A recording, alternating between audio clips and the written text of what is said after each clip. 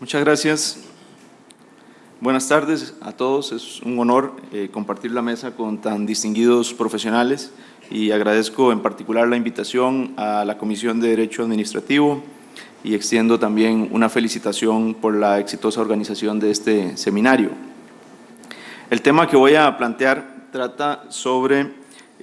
los órganos desconcentrados, con especial referencia sobre la figura de las personificaciones presupuestarias. Tratando de ser bastante concreto y ajustarme también al tiempo definido, me enfocaré en estos 3 puntos que considero importantes para las ideas que quiero plantearles acá. Primero, me parece relevante destacar algunos rasgos generales de nuestra organización administrativa con el fin de detallar algunos problemas acumulados que tenemos en nuestro diseño institucional. Luego me enfocaré en algunos aspectos más específicos sobre la que atañe al esquema de desconcentración que ha seguido nuestro país, lo cual creo que nos ayudará también a comprender mejor la problemática que tenemos. Y finalmente me propongo también señalar algunos avances que ya están en proceso, especialmente lo que nos viene a aportar una nueva ley promulgada el año pasado, la 9524, que entrará en vigencia a partir del próximo año, o en aplicación, mejor dicho, y comentar también algunos de los desafíos más importantes que tenemos hacia futuro. Tampoco quisiera pasar por alto que esta convocatoria de alguna manera promueve una revisión y puesta al día de la Ley General de la Administración Pública.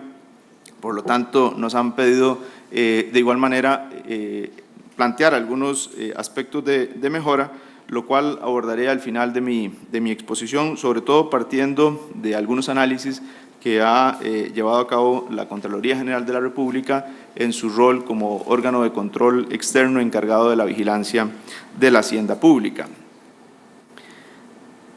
Como un primer aspecto, creo importante iniciar recordando algunos principios clave sobre la organización administrativa, desde los más clásicos, como el de jerarquía, que sirve fundamentalmente para la ordenación de la estructura organizativa y tiene como condiciones primordiales la supervisión, la dirección, la inspección y la resolución de conflictos. También la descentralización, entendida como transferencia de la titularidad de funciones y competencias, ya sea en el plano territorial o institucional, que supone la creación de entes públicos menores con personalidad jurídica, patrimonio propio y competencias específicas y exclusivas. Y muy ligado a la descentralización, ineludiblemente encontramos también la tutela administrativa como un poder de dirección gubernamental entre sujetos de derecho público y más concretamente entre el ente público mayor, es decir, el Estado, y el resto de los entes públicos menores para lograr una acción administrativa globalmente coordinada, unitaria y racional, que tiene también como potestades esenciales la planificación o programación, la emisión de directrices, coordinación, control y evaluación de resultados.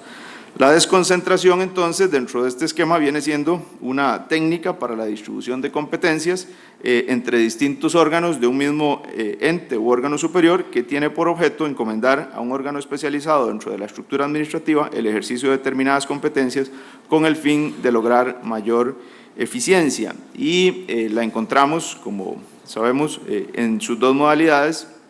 de desconcentración mínima, cuando el superior conserva la facultad de dar órdenes, instrucciones o circulares, así como la potestad de vigilancia o fiscalización y disciplina sobre el órgano desconcentrado, o máxima cuando se le impide dictar órdenes, instrucciones o circulares al órgano desconcentrado, y casi desaparece entonces la relación de función de jerarquía entre los órganos respectivos. Y aunado a esto también principios esenciales de la organización como la eficacia y la eficiencia, muy conocidos por todos, pero quisiera aquí resaltar que más allá de la eficacia y la eficiencia es primordial la efectividad, que resume los 2 anteriores, pero va un poco más allá y consiste precisamente en la identificación de criterios relevantes para la resolución de un problema. Y esto resulta especialmente importante para procurar la sostenibilidad de la administración, no solo desde el punto de vista económico, sino también social, y refuerza la legitimación, la legitimidad que deben tener las instituciones públicas. Otros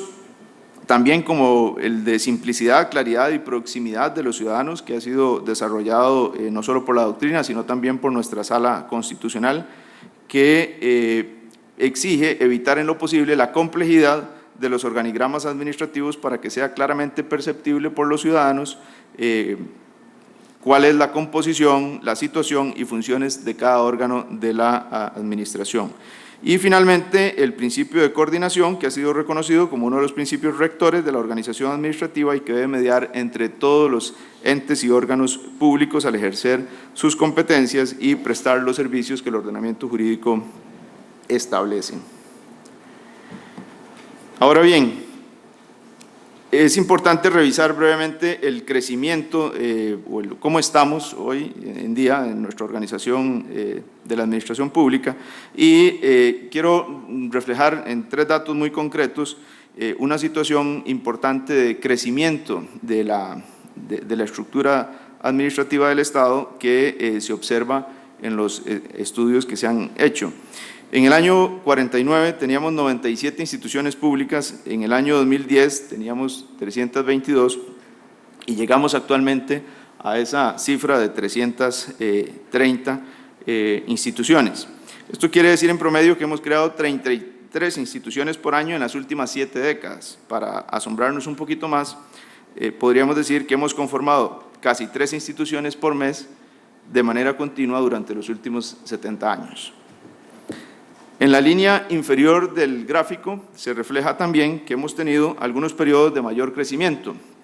principalmente entre los años 70, 80 y hacia finales de los 90 hay un repunte en la creación de instituciones, y esto tiene que ver con algunos cambios también que se han dado en el diseño institucional del Estado. En esta otra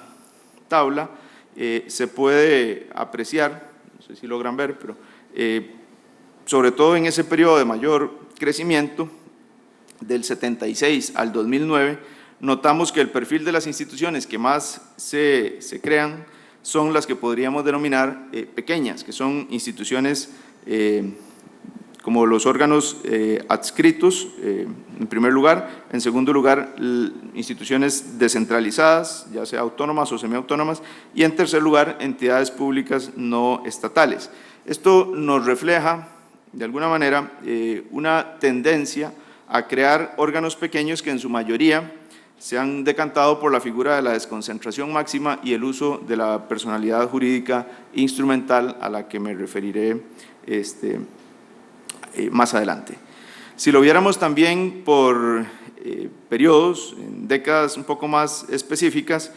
notamos también que hay ciertas etapas en donde se da una mayor creación de instituciones, y hay sectores también específicos que han optado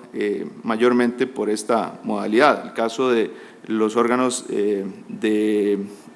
Ministerio de Obras Públicas y Transportes, o en el sector cultura, o en el sector de ambiente también, y coincide con ciertos periodos específicos de lo que comentaba anteriormente.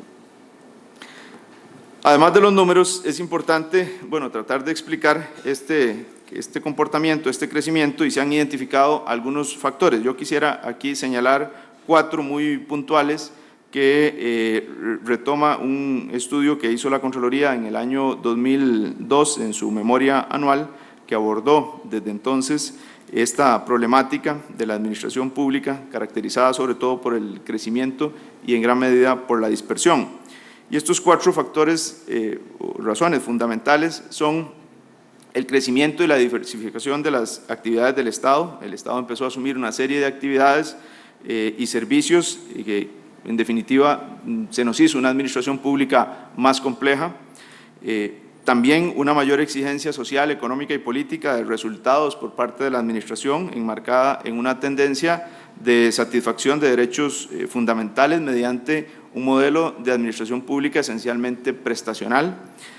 La percepción de rigidez de los esquemas tradicionales de organización, que genera una creciente utilización de figuras como los órganos personas, las unidades ejecutoras, fondos, cuentas especiales, instituciones autónomas, entes públicos no estatales, fideicomisos,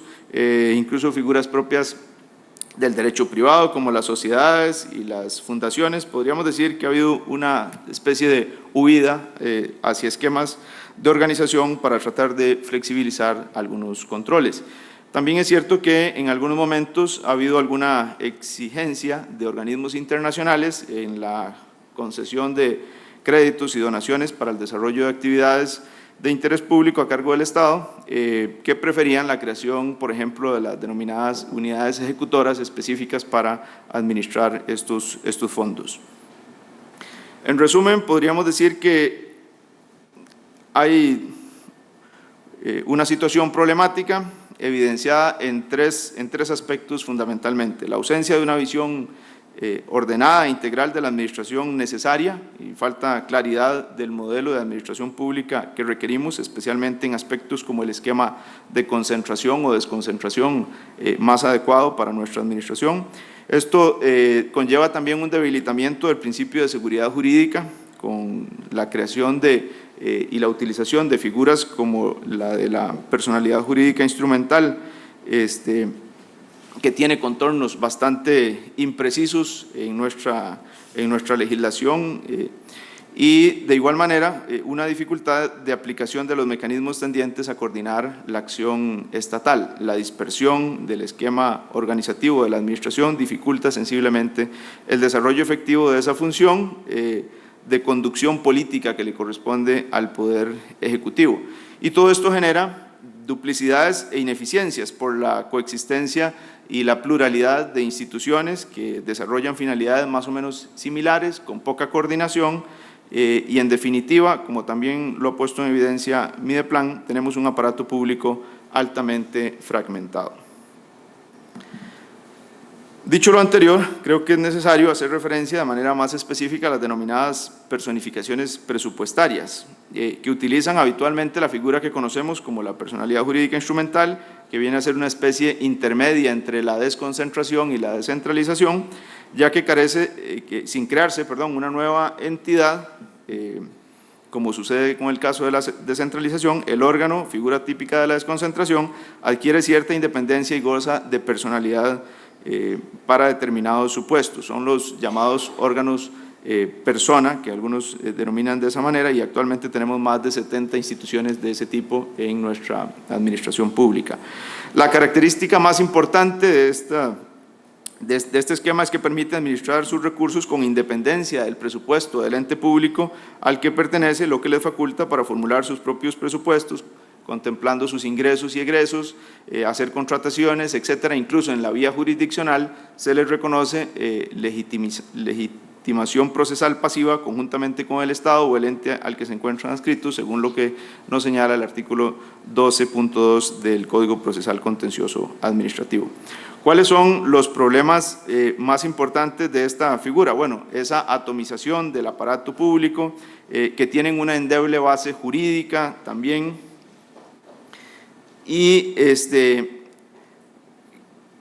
que actualmente pues, se ha sustentado sobre todo en en la creación de base legal, que se ha reconocido como requisito esencial para su existencia, y el respaldo jurídico que le ha dado a la figura la Sala Constitucional. Por lo menos se ha dicho que mientras el empleo de este tipo de figuras no resulte abusivo, de modo que se dote por esa vía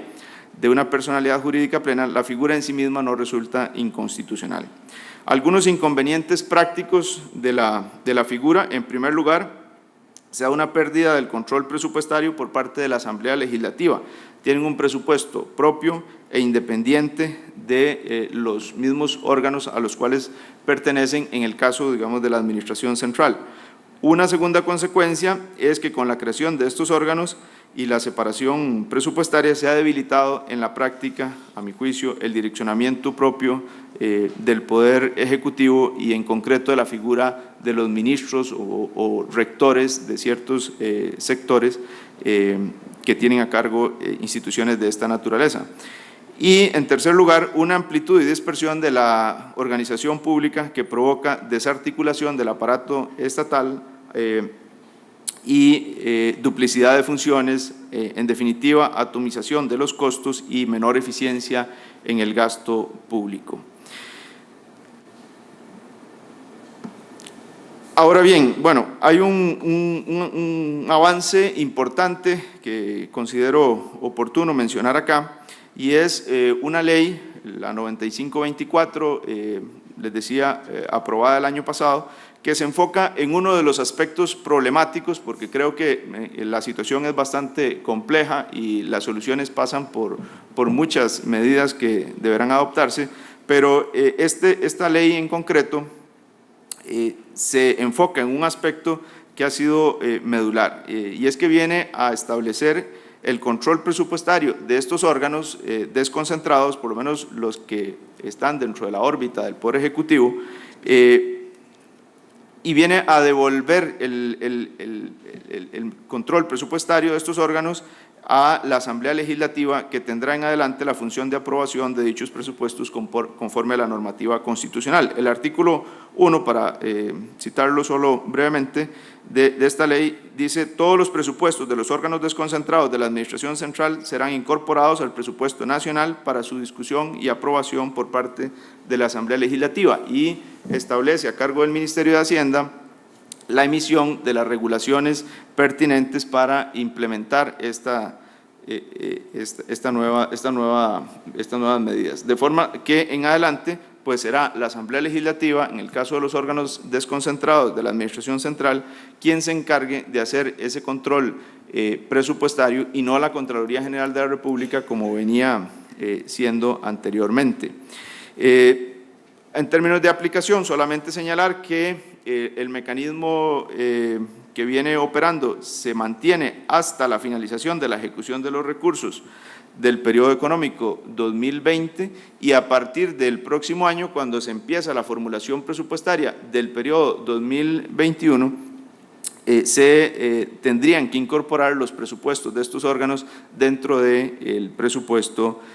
nacional. Esto es un avance que considero importante. Insisto, no se trata de una solución completa a toda la situación, a todos los problemas que anteriormente señalé, pero que indudablemente estimo un paso orientado en la dirección correcta, y esperamos que se acompañe también de otras medidas pertinentes. Retos pendientes tenemos muchos. En realidad, aquí solo quería enunciar algunas orientaciones muy generales de una serie de elementos que igualmente la doctrina y análisis que se han llevado a cabo para estos efectos nos señalan como aspectos fundamentales a considerar dentro de una mejora de la organización administrativa. En primer lugar, la claridad. El diseño institucional debe ser claro y simple, de modo que su operación resulte comprensible tanto para el operador como para el ciudadano, y yo diría especialmente para el ciudadano beneficiario de sus servicios. El dimensionamiento también, el tamaño del aparato público es un aspecto que requiere análisis y valoraciones integrales para definir las medidas pertinentes y cuál es el tamaño del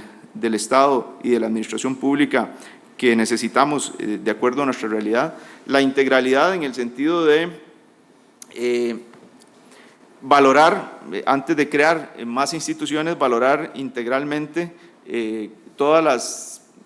las estructuras y los recursos que existen en la administración pública. Esa valoración previa y exhaustiva sobre las posibilidades ya existentes dentro del marco legal vigente se impone cada vez más como necesidad dentro del trámite de aprobación legislativa y cualquier reforma a la organización de la administración pública. La agilidad, muy ligado también a la adaptabilidad, en el sentido de que no es conveniente un diseño institucional estático, sino que necesitamos una evaluación periódica y ajuste constante y oportuno de la organización pública, y por supuesto también una administración orientada a la rendición, la promoción de la rendición de cuentas como principio clave nuestro ordenamiento jurídico y establecido así concretamente en el artículo 11 constitucional. También hay que tener presente que un buen diseño institucional no garantiza. Eso significa que se me acabó el tiempo, pero yo creo que el moderador me da 2 minutos para concluir. Un buen diseño institucional es una condición necesaria, aunque no suficiente, para garantizar una gestión óptima del aparato público. Por eso hay que tomar en cuenta también otra serie de aspectos que aquí los dejo solamente enumerados. Un replanteamiento del esquema del empleo público, la promoción de la transparencia, la participación ciudadana, esa revisión periódica del aparato, de la estructura del Estado, el financiamiento, y yo creo que especialmente en épocas como las actuales, con limitaciones fiscales importantes, es necesario valorar las posibilidades reales que se tienen de dar sostenibilidad a las diferentes parcelas del aparato administrativo, y hay que tomar en cuenta también el cambio tecnológico, el uso incentivo de tecnologías. Todo esto también debe ajustarse a las nuevas formas y métodos de organización de la administración pública. Y por último, un enfoque gerencial en el sector público costarricense, una estructura directiva y gerencial que debe tener las competencias necesarias tanto para definir con claridad el rumbo y la visión de las instituciones públicas como para concretar también las acciones y las aspiraciones ahí contenidas. Pero ante todo, yo quisiera señalar algo muy importante que plantea don Jaime Rodríguez Arana,